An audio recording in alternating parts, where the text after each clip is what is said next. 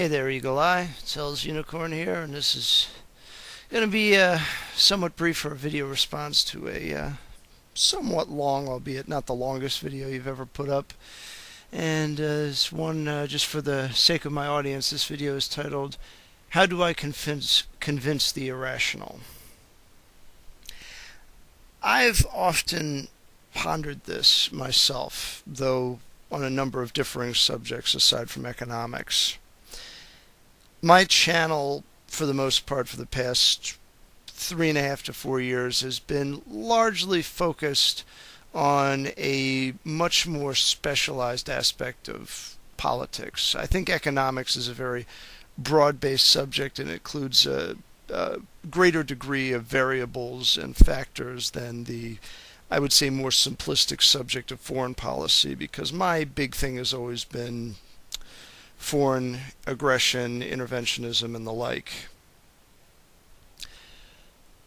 But one thing I've taken note of as I've had varying debates with various opponents, some of them rational, some of them completely batshit, something that I actually took for granted was how I got to where I am now. Because the truth is that I wasn't always the way I am now. I've been either indifferent to the concept of imperialism or in some cases outright supportive of it, depending on the time period in my younger years, so to speak, my pre-college, high school years, and my latter day periods in college. I always thought that at some level there was always some form of rationale or justification for the idea of our government circumventing the constitutional standard of a war declaration. I always thought that there was some sort of unique circumstance that made it justifiable. But as I began to read, I began to watch different forms of media than what most people tend to watch on their television, I gradually changed. And I came to the opinion that I have now, which is an opinion that is more in line with the Ron Paul doctrine of non-interventionism, which is essentially the doctrine of Robert Taft, Barry Goldwater, and some of the older guard, going back to the Bourbon Democrats, the whole Grover Cleveland crowd, and back to the founders of the country. The thing is that when I came to that viewpoint, nobody told me that that was the viewpoint to take. I came to it on my own. I think that's ultimately the way that people work. People in general, not just irrational people, but even people like you and me who spend a good deal of time researching whatever we are going to be speaking on a given occasion. I mean, I try my best to be as well read as I can be, although admittedly I do not spend nearly as much time reading economics books and treatises as you probably have. My knowledge of economics is mostly based on audio commentaries that I've heard from various people, from some of it's Milton Friedman, but most of it was people in the Austrian school and Ron Paul himself. Ron Paul has a very straightforward, to the point way of describing economics that's a lot less technical than some of those other people. And for somebody like me who is heavily engrossed in a number of other subjects, I need a simplified and abridged version of all of that stuff just so I can have time to continue my consumption in the other subjects in question.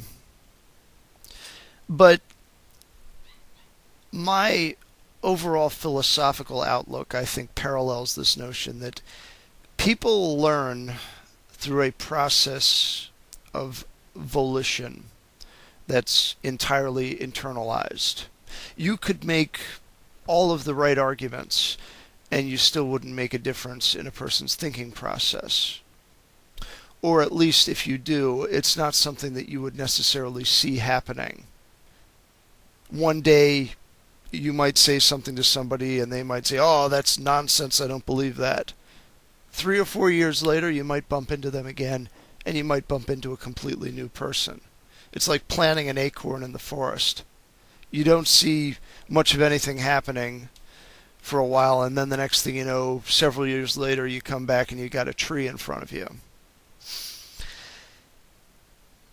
There is a very private aspect to the notion of ideological evolution.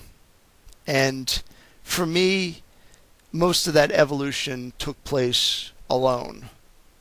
Just me, some books, some audio tapes, some video documentaries, so on and so forth. To tell you the truth, honestly, most of my views on Middle East foreign policy are based completely on the reading list that Ron Paul gave to Rudy Giuliani. That's where I started from. I've always been a libertarian, but I've never been, at least not until the past 4 to 5 years, I've never been a strongly anti-war libertarian until around the time that Ron Paul declared his candidacy in 2007. I knew about him, but I didn't know much about him before then. And most of the opinions I came to as a result of things that he said, and also as a result of who he was. If Ron Paul had been Dennis Kucinich and said these things, there's a good chance that I might not have listened, or if I did, it would have taken me longer to get myself around the entire concept. I have a fair amount of respect for Dennis Kucinich on a number of issues, and a lot of that is because of things that people like Ron Paul and other past libertarian presidential candidates have said. But I think that in order for the kind of person that you are trying to reach right now to actually grab onto what you're talking about and to have a greater understanding of why it is you're coming from where you're coming from, let alone them agreeing with it, you have to take a much more, I would say a much longer view of how people are and how people change.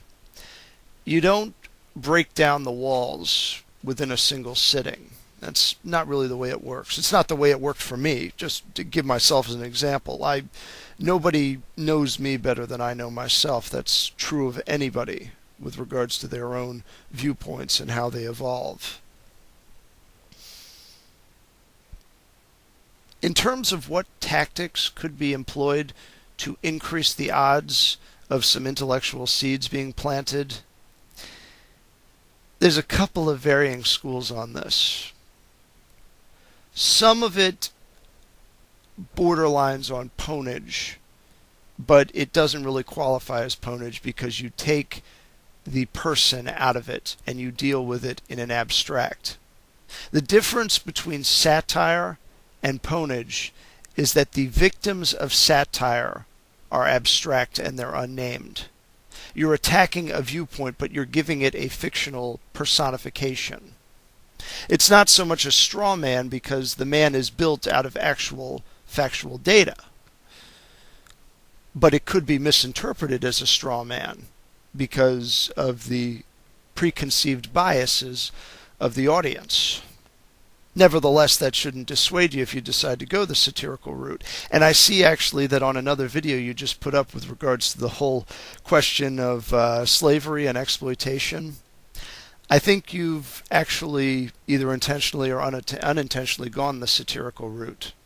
And if you're going to go this route, this is actually the best way to go about it. Don't attack the person, but attack the sacred cow.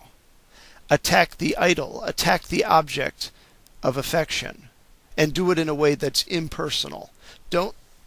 Absolutely, you're 100% correct. It should never be personal, and I know that you believe that because I've heard you say that before.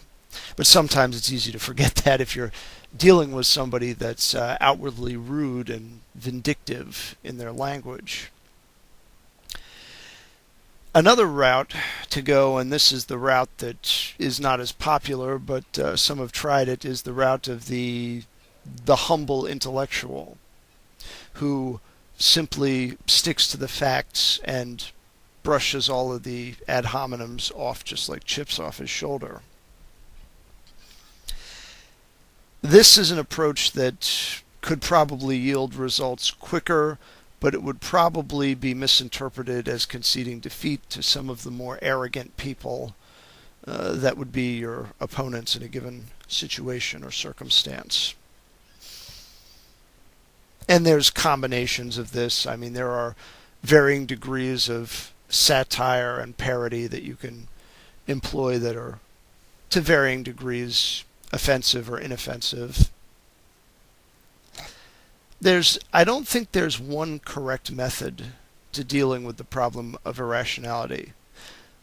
But one thing that I would definitely say, and I think you've also alluded to this yourself, is don't allow the goalpost to be moved. If you're in a debate with somebody and they want to move the goalpost, saying the goalpost stays here or I walk away. This isn't going to cut it.